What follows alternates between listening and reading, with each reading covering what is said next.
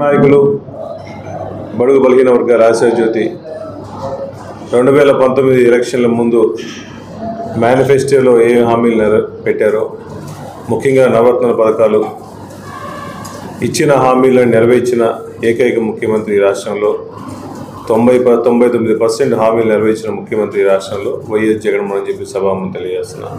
మా మేనిఫెస్టో ఒక బైబుల్ లాంటిది, ఒక ఖురాన్ లాంటిది, ఒక భగవద్గీత లాంటిదని చెప్పేసి మొదటి నుంచి కూడా ఇచ్చిన హామీలు నెరవేర్చుకుంటూ ప్రతి కులాలకి మతాలకి పార్టీలకి అతీతంగా ఇచ్చిన హామీలు నెరవేర్చిన ముఖ్యమంత్రి రాష్ట్రంలో వైఎస్ జగన్మోహన్ గారు.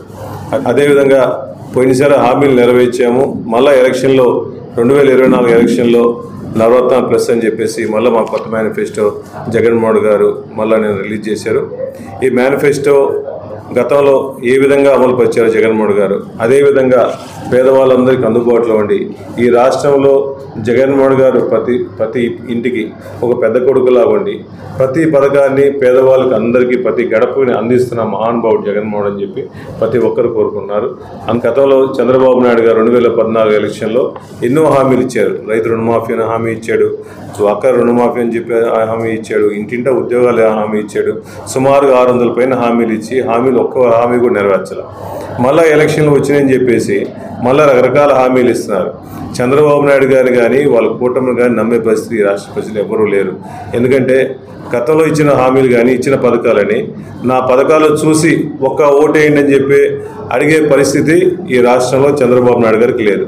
కానీ జగన్ వచ్చిన తర్వాత ఇచ్చిన హామీలతో పాటు నవరత్న పథకాలని కానీ, అమ్మఒడి పథకం కానీ, చేయూత కానీ, ఆసరా కానీ, నాడు నేడు పథకాలు కానీ, ఇళ్ల స్థలాలు కానీ, ఇవన్నీ పథకాలన్నీ పేదవాళ్ళకి నేరుగా అందుతున్నాయి. కాబట్టి జగన్మోహన్ గారు నమ్ముతున్నారు. జగన్ అంటే ఒక నమ్మకం, ఒక నిజం, ఒక ధైర్యం ఈ రాష్ట్రంలో. ఈ ధైర్యం కల్పించే నాయకుడు ప్రతి పేదవాడికి అండగా ఉన్నాడు. గతంలో పోల్చుకుంటే నాడు నేడు పథకం లేడు, అమ్మఒడి పథకం లేదు. ఈ పథకాలు వచ్చిన తర్వాత స్కూల్స్ అన్నీ బాగా ఇంప్రూవ్ అయినాయి. నాడు నేడు పథకం ద్వారా స్కూల్స్ అన్ని ఇంప్రూవ్ అయిన తర్వాత అక్షరాస్యత శాతం బాగా ఈ రాష్ట్రంలో బాగా పెరిగిపోయింది.